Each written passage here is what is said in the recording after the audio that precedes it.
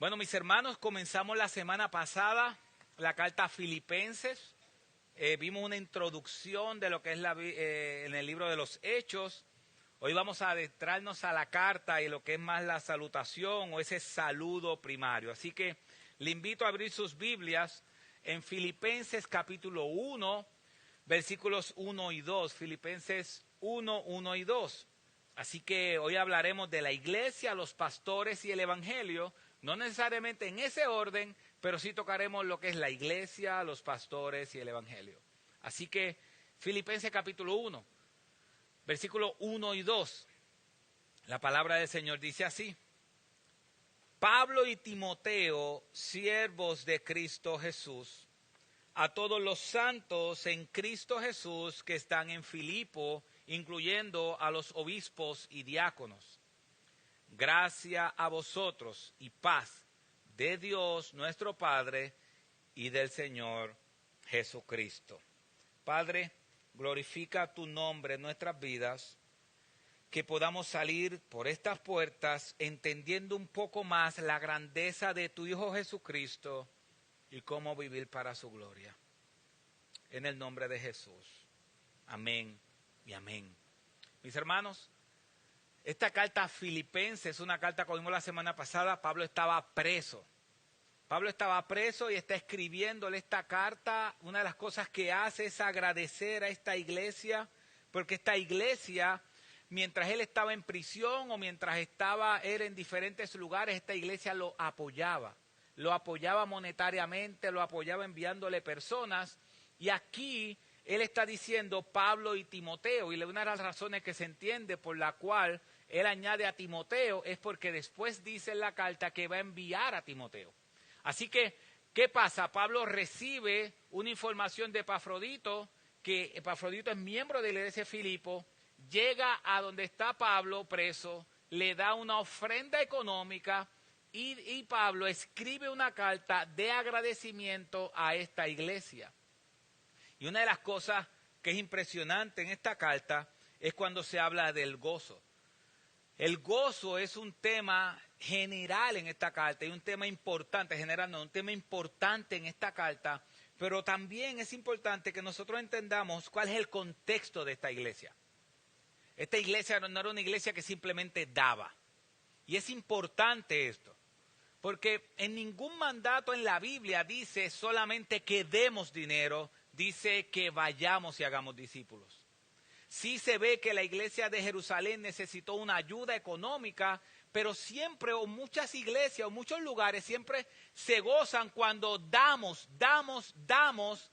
pero no solamente nosotros debemos dar, sino debemos compartir el evangelio como lo hacía Pablo. Y si nosotros vemos, esta iglesia compartía el evangelio, participaba del evangelio. Mire lo que dice el versículo 5 del capítulo 1.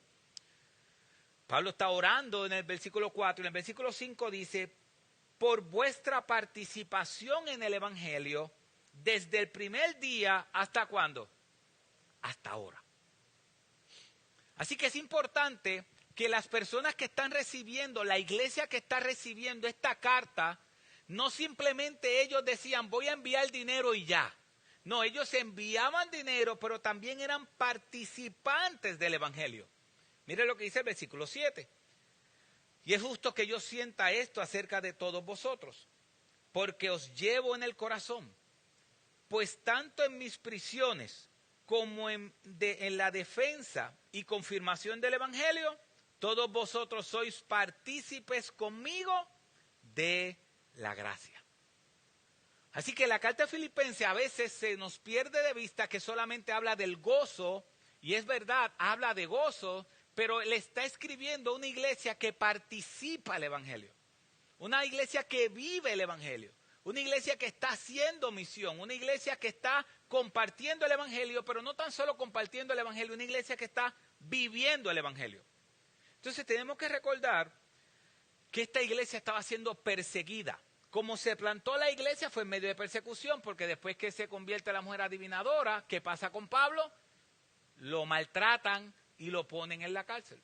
Así que desde ese momento el evangelio fue perseguido en Filipo. Así que cuando Pablo le está escribiendo a estas personas, le está diciendo, ustedes están participando en el Evangelio, ellos estaban participando a pesar de la persecución.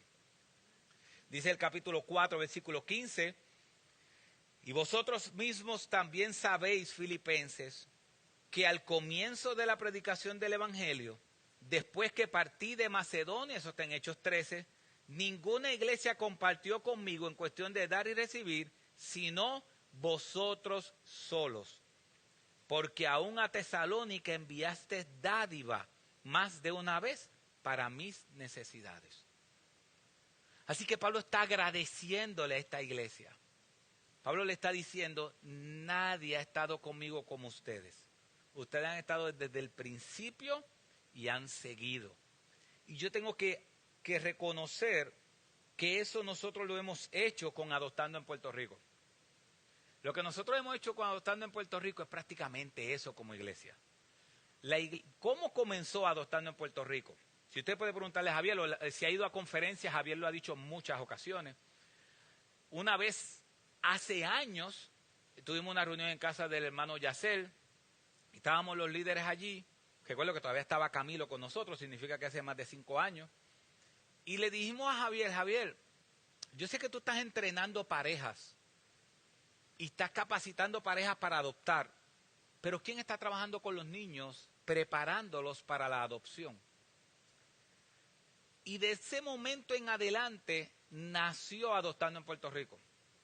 O sea que Adoptando en Puerto Rico nació esa idea y ese concepto que hoy tiene CRE en Quebradillas, que están comprando lo más, están orando por comprar otro edificio y tener más niños. Comenzó en la sala de una casa aquí en Yauco.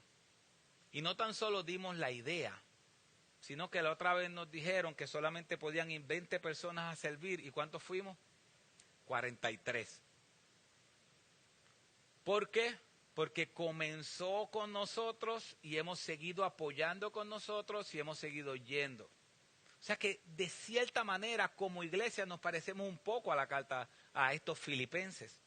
Pero en este caso, ellos creyeron en Pablo cuando Pablo...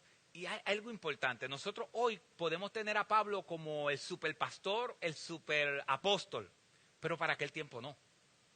Para aquel tiempo Pablo dice en 2 de Timoteo que Pablo quedó solo, que nadie estaba con él. O sea que estamos viendo que una iglesia está apoyando a alguien que en muchas ocasiones se quedó solo. Y yo quiero que veamos 3 cosas el día de hoy. Vamos a ver el Evangelio, vamos a ver los pastores y vamos a ver la iglesia.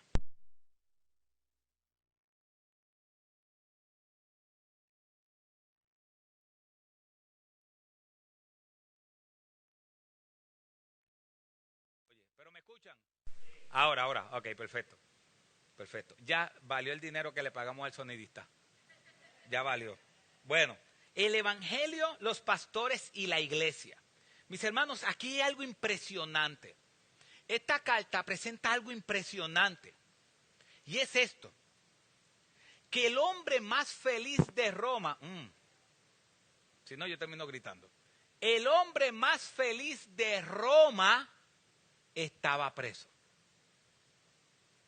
El hombre más feliz de Roma estaba preso. Porque Pablo, preso en Roma, le está diciendo a los filipenses, gócese, gócense, gócense, estoy gozoso, estoy feliz. Entonces, ¿cómo es posible? La pregunta es, ¿cómo es posible que el hombre más feliz de Roma esté preso? Y es importante algo. Nosotros sabemos que Pablo no murió ahí cuando estaba preso. Pero él sabía si iba a morir o no. Él no lo sabía. Nosotros sabemos que no murió. Pero Pablo estaba preso. ¿Usted sabe quién era el emperador? En ese tiempo, Nerón era el emperador. Y Nerón era un loco. Una vez Nerón ordenó a su caballo como principal de la corte. Y no era la corte, era del Senado. Su caballo estaba allí como principal en el Senado. Así de loco era Nerón. Nerón mataba simplemente mataba por felicidad. Y Pablo está preso en Roma. O sea que es importante porque aunque nosotros entendemos que él no murió, él no sabía si iba a morir. Así que la carta es como si usted está preso y no sabe si va a morir y escribe una carta. ¿Usted va a escribir una carta importante o una carta regular? Una carta importante. Entonces, un hombre que está a punto de morir, un hombre que está preso, es el hombre más feliz de Roma. Y usted se pregunta, ¿cómo es posible eso? ¿Cómo es posible que en el momento más difícil de mi vida yo pueda estar feliz? ¿Cómo es posible? Solamente hay una respuesta a eso. ¿Cuál es la respuesta? El Evangelio. El Evangelio es lo que causa gozo en el corazón del hombre, aunque todo externamente a él esté difícil.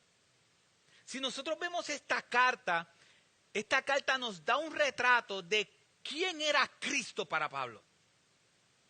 Y si nosotros tenemos que enfrentar situaciones como las enfrentó Pablo, y aún así le está diciendo a otros, gócense, el preso, quizá a punto de morir para él, le está diciendo a los libres, gócense. ¿Cómo es posible? Mis hermanos, la mayoría de la gente sabe cuando nosotros estamos tristes. La mayoría de la gente sabe cuando estamos tristes. La mayoría de la gente sabe cuando nos está pasando una situación. ¿Cómo obtenemos gozo en medio de las pruebas? Pablo nos presenta en toda la carta su visión de la grandeza de Cristo. Y es importante porque hay veces que vemos la carta de Pablo solamente como una carta del gozo. La carta de Filipenses solamente como una carta del gozo. No, no es una carta solamente de gozo. El primer capítulo, Pablo nos explica que Cristo es lo suficientemente grande como para morir por él. Mire lo que dice el versículo 6 del capítulo 1. Estando convencido precisamente de esto, que el que comenzó en vosotros la buena obra, la perfeccionará hasta el día de Cristo Jesús. Cuando Pablo dice hasta el día de Cristo Jesús, ¿de qué está hablando? Hasta el día de su venida. Tenemos que entender que aunque Pablo estaba preso, esto es una iglesia perseguida. Y Pablo le está diciendo a ellos, oye, Dios no se quita contigo. Dios no se quita. Dios no es como nosotros. Nosotros empezamos una dieta y ¿cuánto duramos con la dieta? Horas. Hacemos unos compromisos en enero, mucha gente se apuntó en el gimnasio. ¿Y qué pasó después? Febrero, marzo, abril, mayo. ¿Qué pasó con la suscripción del gimnasio? Algunos siguen firmes. Y esos que siguen firmes siempre se están mirando así, tú los ves. Hay un hermano por ahí que tú, cuando te saluda, aprieta así la mano como para que veas que fue al gimnasio. Sí, empieza. Y tú lo ves todo el tiempo caminando así como Popeye, va por ahí. Pero mucha gente empieza algo y no lo termina.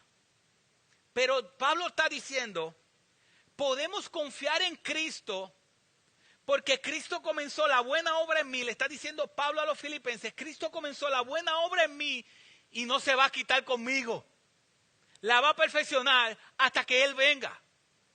Y lo que nosotros vivimos en nuestro diario vivir es parte de la promesa de Dios de perfeccionarnos. Mis hermanos, dice Juan capítulo 15 que el árbol para que dé fruto tiene que ser como raspado. Para que lleve ¿qué? Más fruto. Mis hermanos, Dios comenzó una obra con su pueblo y no la dejará a mitad. La perfeccionará hasta el día que Él regrese. Y si usted pregunta, ¿cómo Pablo puede estar gozoso? Porque Pablo sabe que Dios comenzó una obra en él. Y él tiene confianza en Dios de que la va a perfeccionar. Y en ese capítulo 1, también versículo 20 y 21 dice, conforme a mi anhelo y esperanza de que nada seré avergonzado, sino que en toda confianza y aún ahora, como siempre, Cristo será exaltado en mi cuerpo, ya sea por vida o por quién, o por muerte. Pues para mí el vivir es ¿qué? Cristo, y el morir es ganancia. Miren la mentalidad de Pablo. Cuando Pablo está mirando su vida, Pablo está diciendo, es que la eternidad futura con Cristo es ganancia. Y si usted se pregunta, ¿y por qué Pablo enfrentaba los peligros que enfrentaba? ¿Y por qué Pablo iba solo? Bueno, nunca iba solo, siempre iba acompañado. Y habría misiones donde nadie va. ¿Y por qué Pablo se arriesgaba? Porque Pablo había comprendido algo.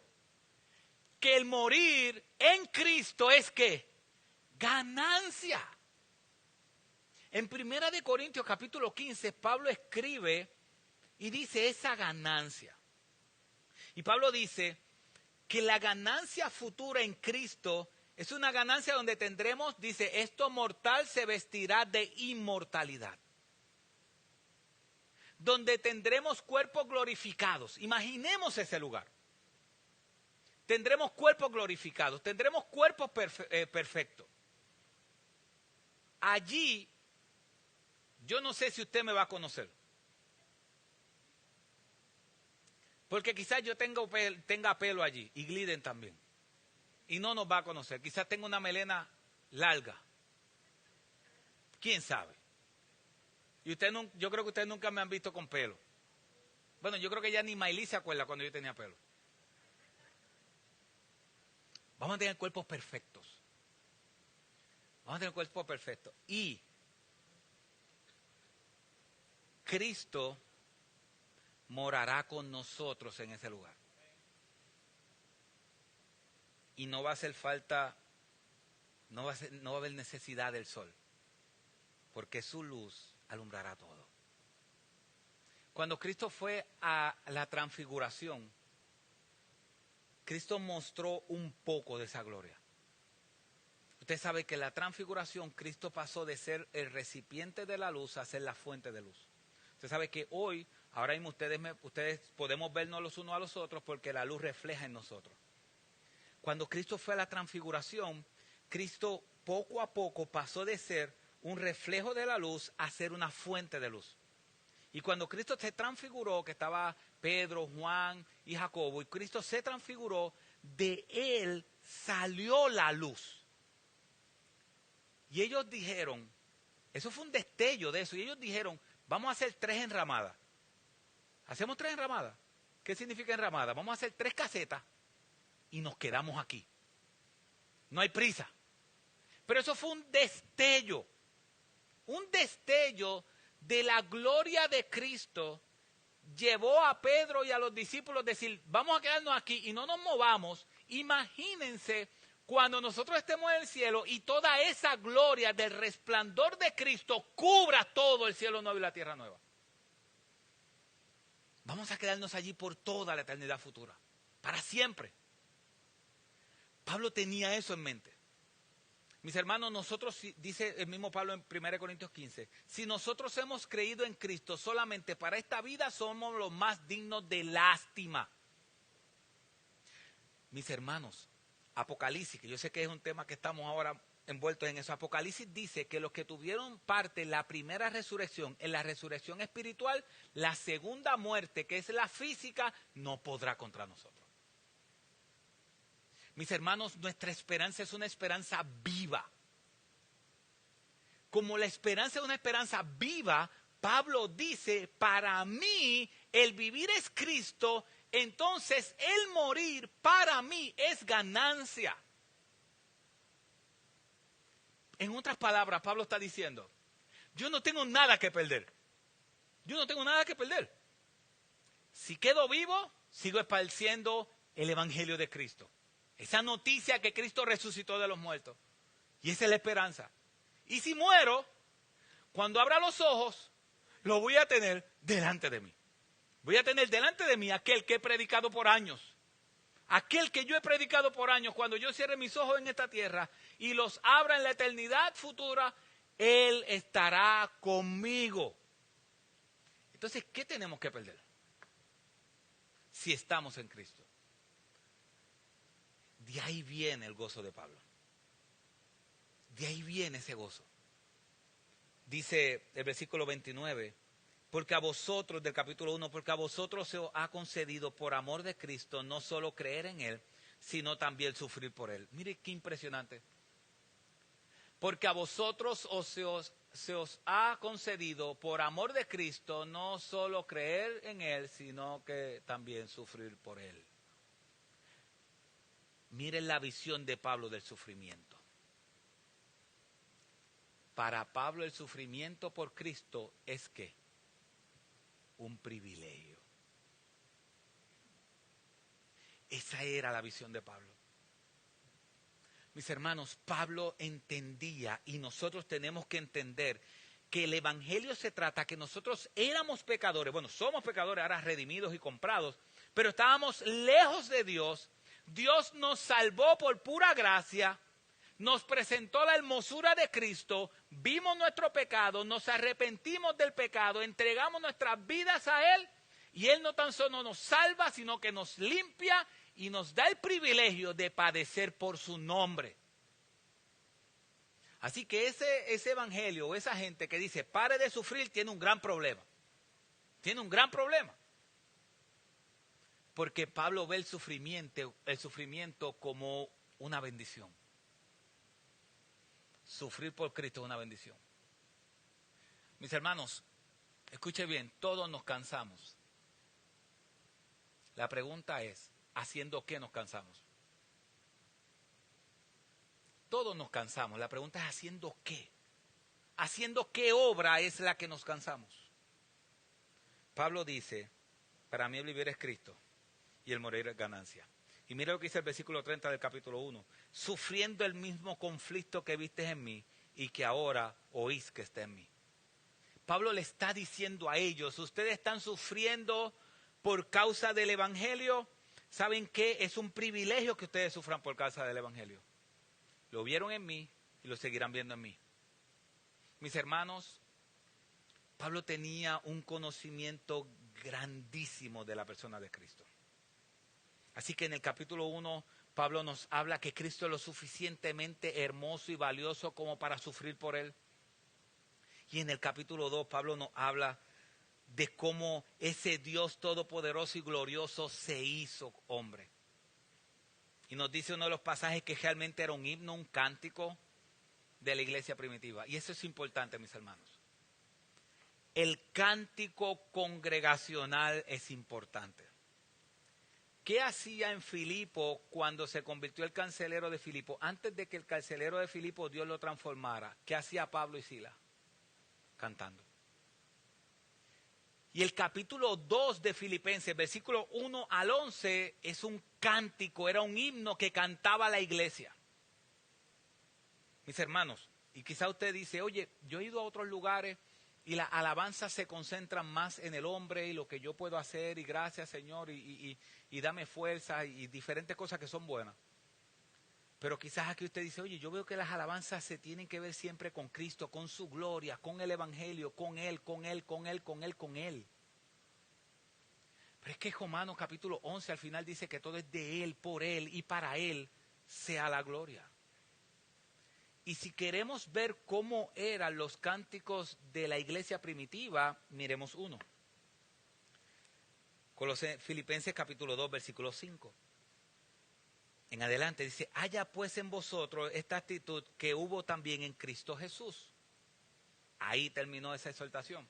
Y ahora da un cántico, un himno, y dice, el cual aunque existía en forma de Dios, no consideró el ser igual a Dios como algo a que aferrarse, sino que se despojó a sí mismo tomando forma de siervo, haciéndose semejante a los hombres y humillándose en forma de hombre, se humilló a sí mismo, haciéndose obediente hasta la muerte y muerte de cruz. Por lo cual Dios también le exaltó hasta los sumos y le confirió el nombre que es sobre todo nombre, para que en el nombre de Jesús se doble toda rodilla de los que están en el cielo y en la tierra y debajo de la tierra, y toda lengua confiese que Jesucristo es el Señor, para la gloria de Dios Padre. Un cántico. Un cántico.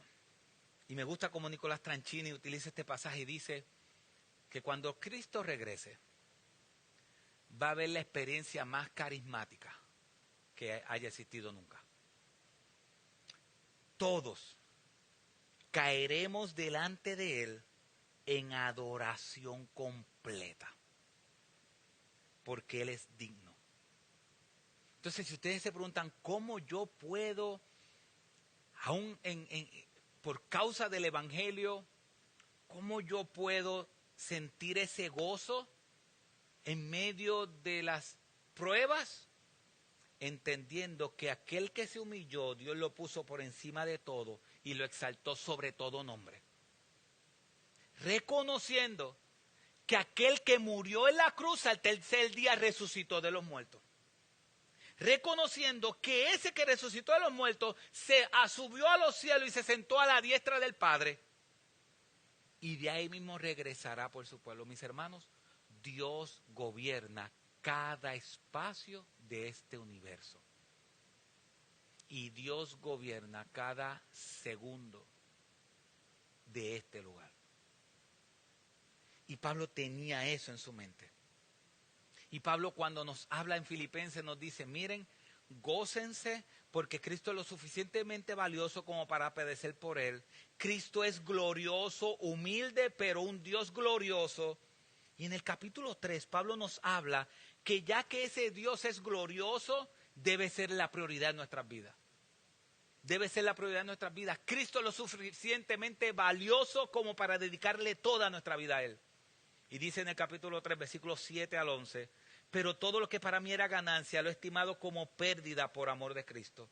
Y aún más, yo estimo como pérdida todas las cosas en vista del incomparable valor de conocer a Cristo Jesús, mi Señor, por quien lo he perdido todo y lo considero como basura a fin de ganar a Cristo. Miren esto, ¿por qué a veces nosotros caemos en desesperación?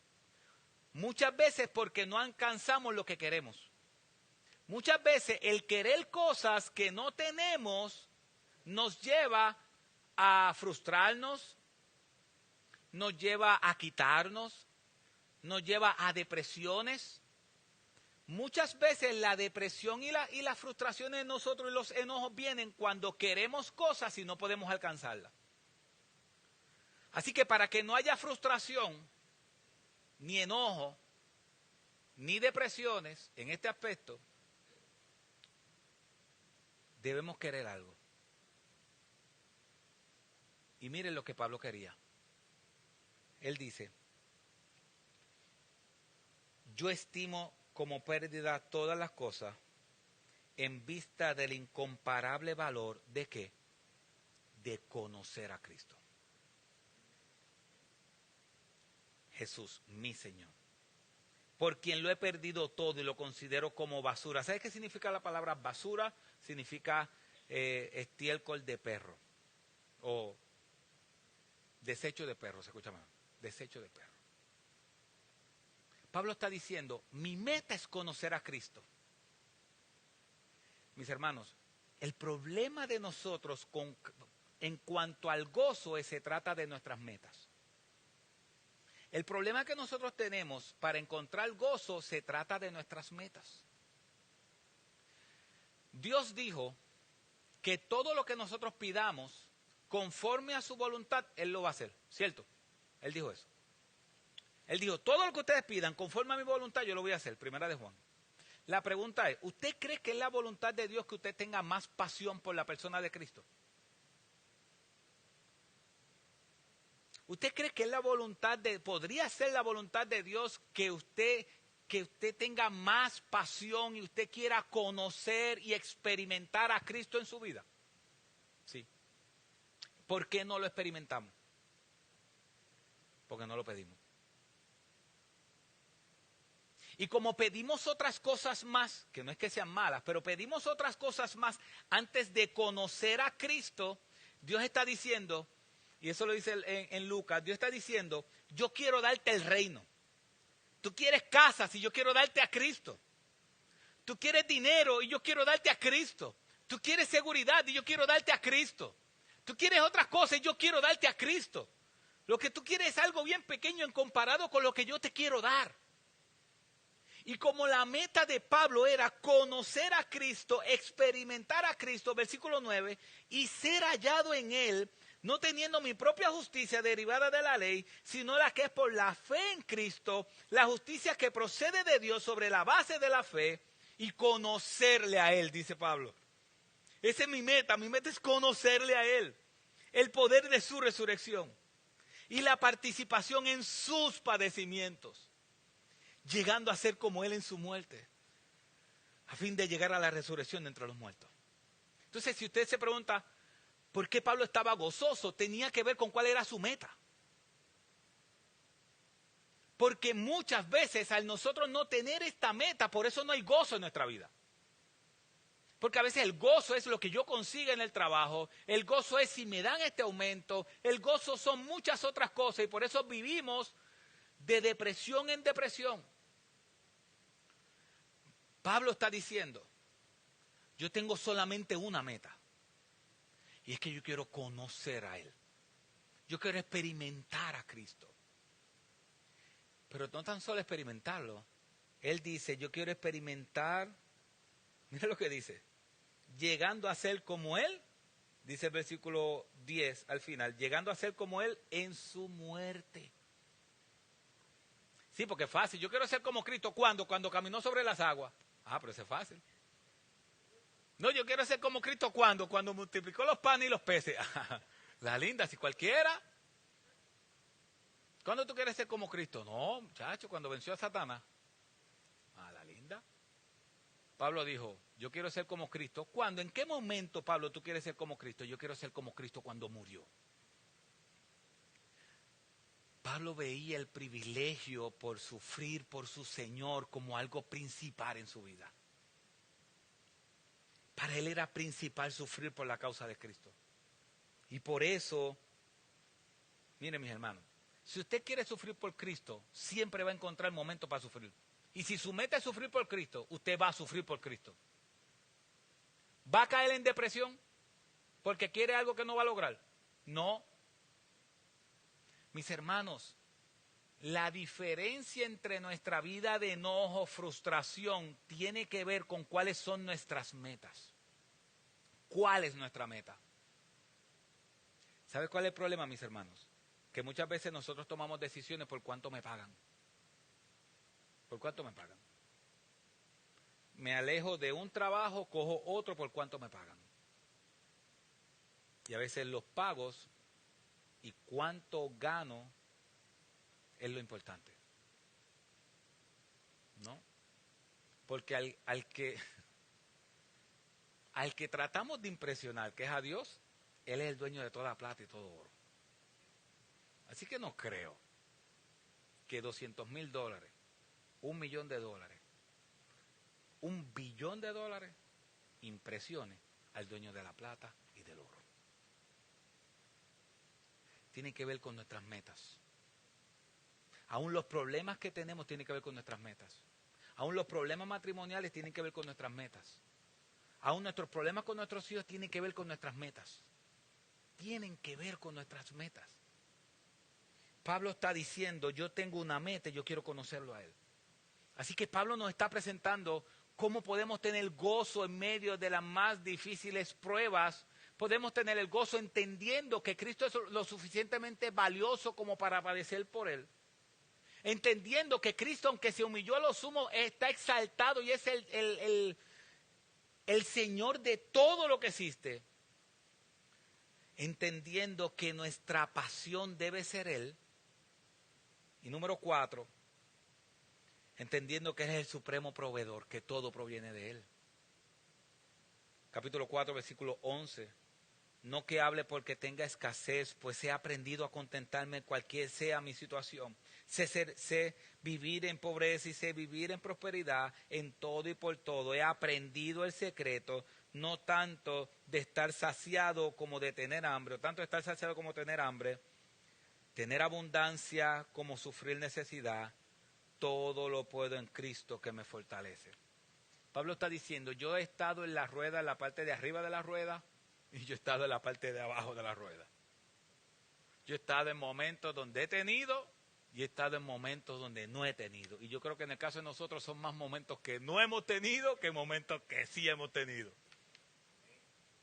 Y Pablo dice, pero ese Dios que es lo suficientemente valioso como para padecer por él, ese Dios que se humilló pero está exaltado sobre todo, ese Dios que yo anhelo conocerlo cada día más, es aquel que me va a proveer para todas mis necesidades conforme a su voluntad. Mis hermanos, la doctrina, eso lo escuché ayer de Ray Odlum, la doctrina no fue diseñada para simplemente saberla, fue diseñada para vivirla. Fue diseñada para vivirla. Y en esta carta de Filipenses es una carta donde Pablo abre mucho su corazón. Él abre su corazón y dice, este soy yo. Y como he dicho muchas veces, me impresiona esta carta porque a veces solamente vemos de Pablo las iglesias que plantó, sus cartas, y decimos, wow, impresionante todo lo que Pablo hizo. Pablo escribió 13 cartas del Nuevo Testamento sin contar hebreo. Pablo plantó más iglesias que cualquier otra persona. Pablo escribió más libros de la Biblia que cualquier otra persona. Y cuando Pablo abre su corazón, y yo sé que lo he dicho antes, pero es así, me impresiona porque es como si tú te sentaras con Pablo, al leer Filipenses, como tú te sentaras con Pablo y dijeras, Pablo, ¿cómo tú has hecho todo eso? ¿Cómo tú has hecho eso? ¿Cómo tú has plantado más iglesias que cualquiera? ¿Cómo tú escribiste más libros de la Biblia que cualquiera? ¿Cómo? Y como si Pablo dijera, siéntate y te voy a escribir cómo. Yo tengo una sola pasión y la pasión es Cristo. Yo vivo para Cristo y para mí vivir es Cristo y el morir es ganancia. Para mí es Cristo. Cristo es aquel que se humilló hasta lo sumo, pero también el que Dios levantó sobre todo nombre. Cristo es aquel que es suficientemente valioso como para yo querer atesorarlo en mi corazón y experimentarlo cada día de mi vida. Y Cristo es aquel que aún cuando estoy en la rueda de abajo o en la rueda de arriba, Él es el que me provee. Cristo es todo en mi vida. Es como si Pablo nos estuviera diciendo eso a nosotros. Pablo, ¿cómo tú puedes estar preso? ¿Cómo tú puedes estar en medio de una situación difícil y ser el hombre más feliz de Roma? Él solamente una palabra, un nombre, Cristo. Suel Michelin dijo una vez que Cristo más Cristo es suficiente. Cristo menos nada es igual a todo. Cristo menos nada es igual a todo. Para Pablo, Cristo era todo para él. Y la razón por que a veces nosotros no sentimos el gozo, no es porque tenemos una salvación diferente. Mis hermanos, la misma salvación que obtuvo el apóstol Pablo es la misma salvación que tenemos nosotros, exactamente la misma. No murió otro salvador por él y otro salvador por nosotros. No fueron dos salvadores que murieron. No fueron dos salvadores que se hicieron carne. No fueron dos los que fueron exaltados en la cruz. En la cruz solamente había uno perfecto y dos pecadores al lado. El que resucitó para Pablo no es diferente al que resucitó por nosotros. El que le dio a Pablo la pasión por él no es otro distinto que el que nos da la pasión a nosotros. Tenemos el mismo Dios. Tenemos el mismo Salvador. Tenemos la misma tumba vacía, no hay dos tumbas vacías, hay una sola tumba vacía. Y tenemos solamente a uno sentado en el trono. Es el mismo Dios de Pablo, es el mismo Dios de nosotros. ¿Cuál es la diferencia? Que la meta tuya y mía muchas veces se aleja demasiado de la meta de Pablo. Que este mundo nos tiene tan entretenidos que se nos olvida que este mundo es pasajero y que nosotros estamos aquí sembrando la semilla para un mundo para siempre cuando Cristo regrese. Así que teniendo esta visión, ahora podemos entender Filipenses 1:1. Así que veamos los pastores. Pablo dice, Pablo y Timoteo, siervos de Cristo Jesús. Siervos de Cristo Jesús. Siervos. En muchos lugares Pablo decía, Pablo apóstol de Jesucristo. Si usted ve, ¿cuándo Pablo utilizaba el apóstol y cuándo utilizaba siervo? Las cartas de Corintios Pablo utilizó apóstol. La carta de Gálatas Pablo utilizó apóstol. porque muchas veces se estaba cuestionando la autoridad de él como apóstol. Pero una carta a Filipenses, una carta a Romanos, eran cartas donde eran más tratados. En el caso de Romanos era una carta de tratado, para Pablo era un tratado teológico, y Filipenses era una carta de amistad. Y cuando Pablo se va a presentar, Pablo dice, Pablo y Timoteo, siervos de Cristo Jesús. ¿Y sabes qué?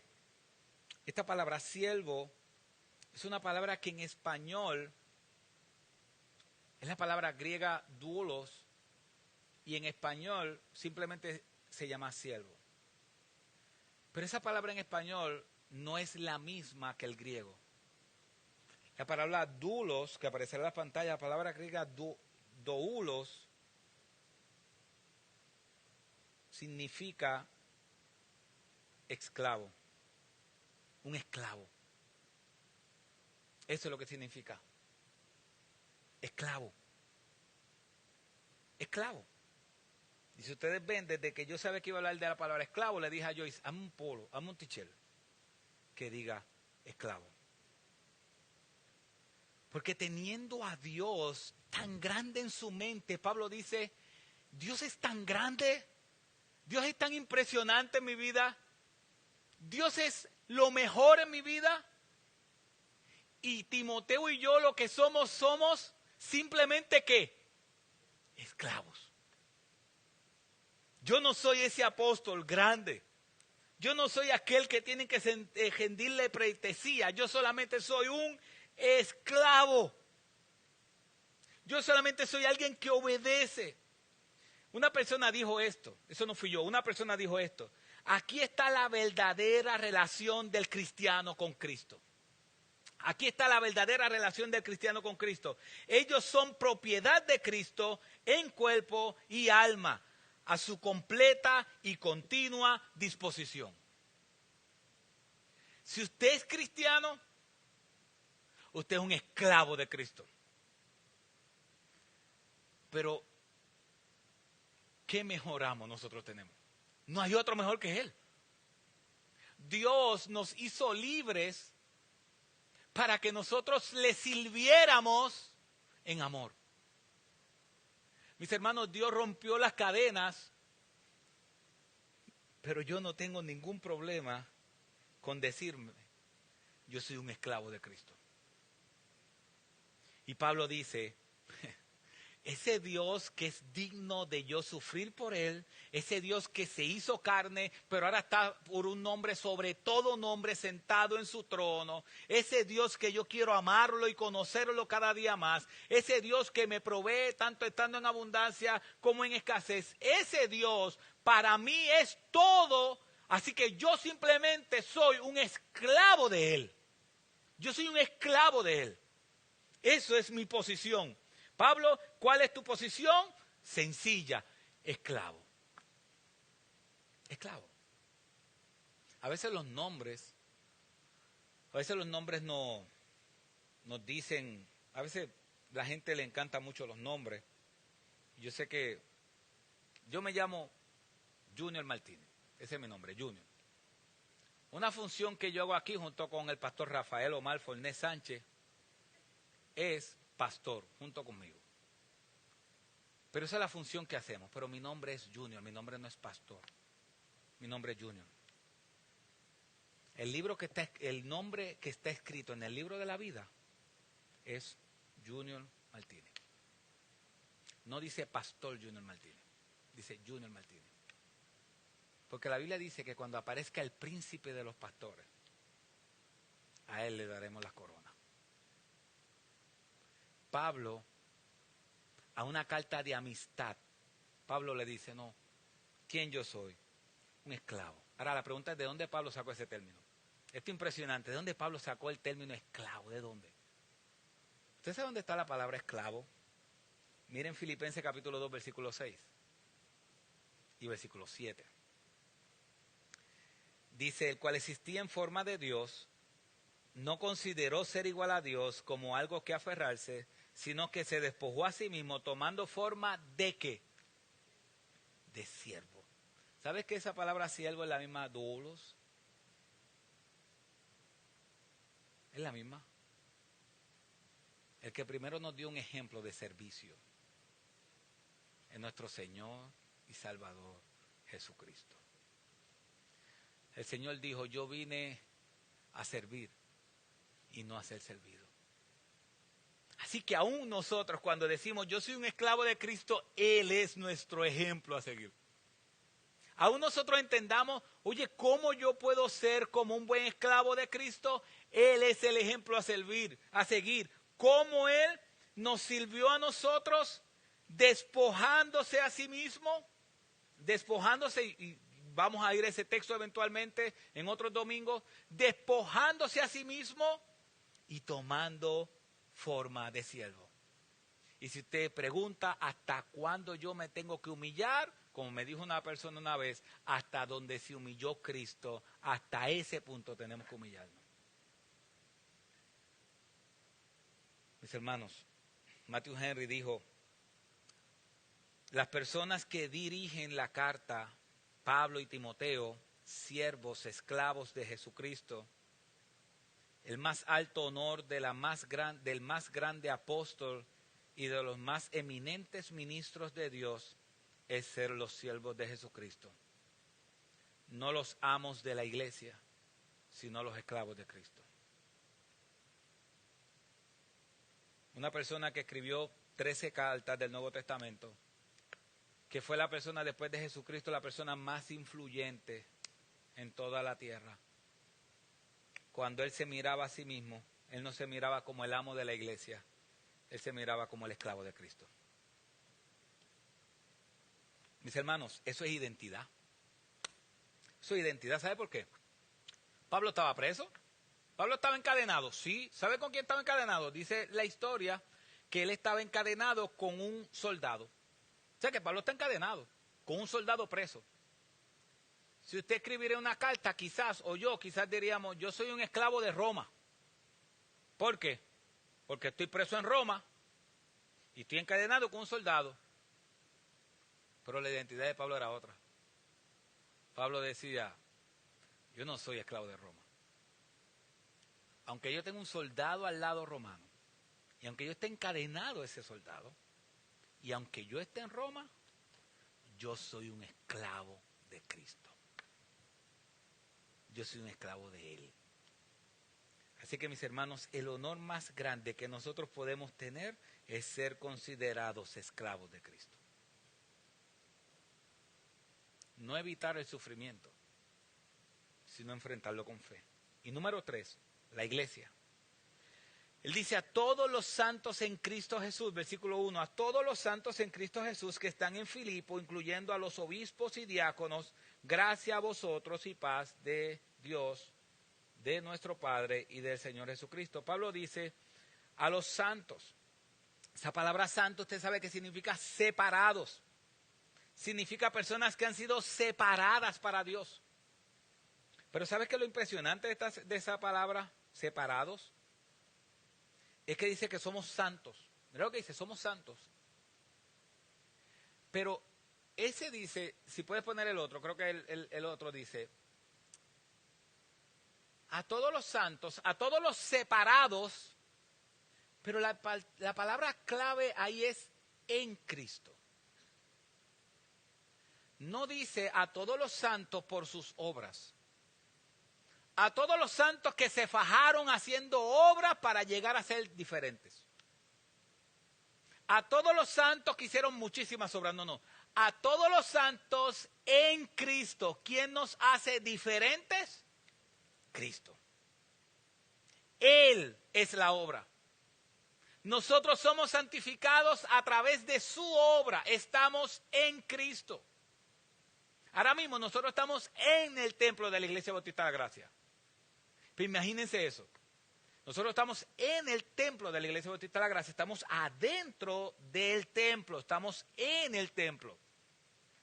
Nosotros somos santificados, fuimos elegidos, fuimos separados en Cristo. Estamos dentro de Cristo. Y por su obra, nosotros somos lo que somos. En Él. Una persona dijo una vez, un comentarista dijo una vez, un budista no alega que está en Buda, ni un musulmán declara que está en Mahoma. Un mormón no declara que está en José Smith o Joseph Smith. Pueden seguir fielmente las enseñanzas y ejemplos de esos líderes religiosos, pero no están en ellos. Solo los cristianos pueden decir que están en su Señor porque han sido hechos uno con Él. Estamos en Cristo. Estamos en Él. ¿Qué significa eso? Que estamos protegidos por Él. Nosotros estamos aquí y Cristo está encima de nosotros. Por eso Él dice, decíamos en el estudio, ¿quién acusará a los escogidos de Dios? Nadie. ¿Por qué? Porque el que nos justifica está encima de nosotros.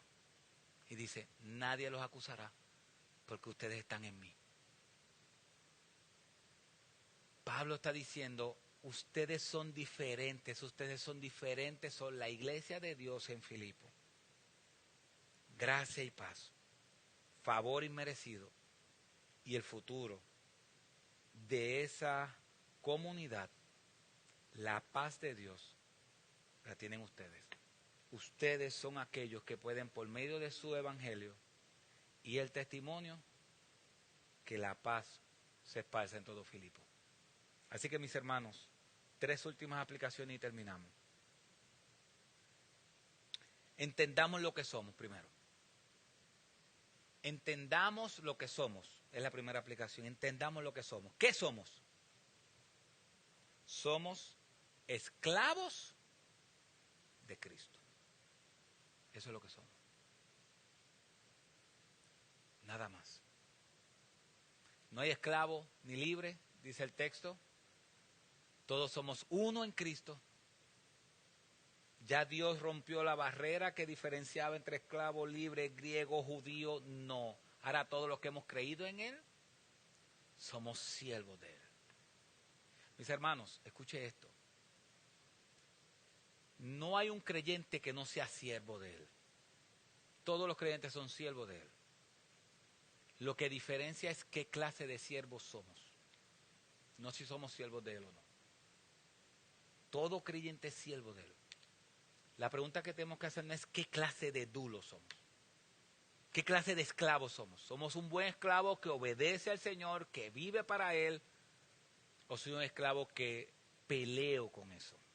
Así que número 1, entendamos lo que somos. Somos esclavos de Cristo.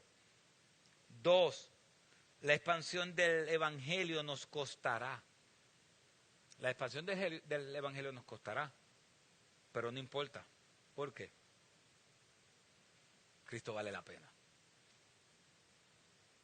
Nos costará el Evangelio. Nos costará sacrificio, nos costará dinero, nos costará esfuerzo, nos costará a veces problemas en el trabajo, nos costará. Pero no nos preocupemos, no importa. Cristo vale la pena. Y tercero, seamos un reflejo del reino de Dios en donde estamos. Seamos un reflejo del Evangelio donde estamos. Así que, mis hermanos, que la grandeza de Cristo gobierna nuestros corazones. Mis hermanos, el Evangelio es algo maravilloso. Cristo vino a resolver el problema que teníamos. Estábamos viviendo en pecado separados de Él. Y Dios mismo decidió trabajar el asunto. Envió a su Hijo Jesucristo para morir por nuestros pecados. Tirar todos esos pecados al fondo del mar. Y así nosotros poder tener una relación con Él. La razón por la cual hoy podemos relacionarnos y tener una pasión por Cristo es porque Él nos salvó. Y si no eres creyente, ese es el Evangelio. El Evangelio es que estás separado de Dios y solamente Cristo, por medio del perdón del pecado y del arrepentimiento, puede restablecer una comunicación entre Dios y tú. Mis hermanos, Dios no quiso hacer nuestra vida mejor. Nuestra vida no servía para nada. Dios nos dio una vida nueva en Él. Y eso es lo que necesita cada ser humano de esta tierra. Así que reconozcamos que somos esclavos de Cristo. Reconozcamos que el evangelio nos va a costar, pero no importa, Jesús vale la pena. Y reconozcamos nuestra responsabilidad, que es hacer conocido el evangelio de Cristo hasta el final de la tierra. Padre, gracias. Gracias por tu palabra y te pedimos en el nombre de Jesús que tú engrandezcas a Cristo. Nosotros queremos tener esa misma pasión del apóstol Pablo. Padre, esa es la pasión que él dice en el capítulo 3, versículos 17, 18, que todos los que son maduros deben tener ese mismo anhelo. El anhelo de confiar en ti, el anhelo de querer creerte, el anhelo de conocerte. Señor, si nosotros tenemos otro anhelo en nuestras almas, Padre, recuérdanos lo valioso que es Cristo. Padre, danos pasión por la persona de Cristo. Padre, danos pasión por Él. Padre, que nosotros podamos entender que lo que somos esclavos del mejor amo, que no hay nadie como Él, que no hay nadie más grande que Él, que no hay nadie más amoroso que Él. Padre, y recuérdanos, si en algún momento se nos olvida cuánto Dios nos ama, Padre, recuérdanos si en algún momento se nos olvida cuánto tú nos amas. Llévanos a la cruz. Lleva nuestras mentes y nuestras almas a la cruz. Y recuérdanos que allí en esa cruz, el inocente murió por los culpables, el santo por los pecadores, el creador por su creación. Recuérdanos que ese fue el mayor servicio de amor hacia nosotros. Porque tu palabra dice que no hay más amor que este, que uno dé su vida por sus amigos. Padre, danos pasión por Cristo. Padre, danos pasión por Cristo. Padre, que Cristo sea lo más importante en nuestras vidas. Que queramos conocerlo a Él, que queramos experimentar su muerte, experimentar su resurrección. Padre, que cuando vayamos a los evangelios y veamos ese caminar, y veamos esa misericordia, y veamos ese amor, y veamos todo el sacrificio que Él hizo, Padre, la pasión por Él sea levantada en nuestras almas. Te pedimos perdón porque muchas veces nuestras depresiones, nuestros enojos y nuestros pecados han sido porque tenemos otras metas. Padre, por eso no hemos experimentado el gozo, y es porque hemos tenido otras metas que no están dentro de tu voluntad para nosotros. Y sin embargo, la meta que sí está dentro de tu voluntad, que es que amemos a Cristo sobre todas las cosas, no la buscamos. Ayúdanos. Ayuda a tu pueblo, por favor, ayuda a tu pueblo, a todos los que estamos aquí, a que de hoy en adelante Cristo sea nuestra única meta. Padre, te pedimos perdón porque no ha sido así. Te pedimos que de ahora en adelante Cristo sea nuestra única meta. Conocerle a Él, experimentar su muerte y experimentar su resurrección. Porque al final, ayúdanos a entender y a creer, Padre, que tu Espíritu Santo le hable a nuestras conciencias en este momento. Que tu Espíritu Santo doblegue nuestras conciencias y nuestro corazón y le haga entender estas palabras. Que el vivir es Cristo y el morir es ganancia.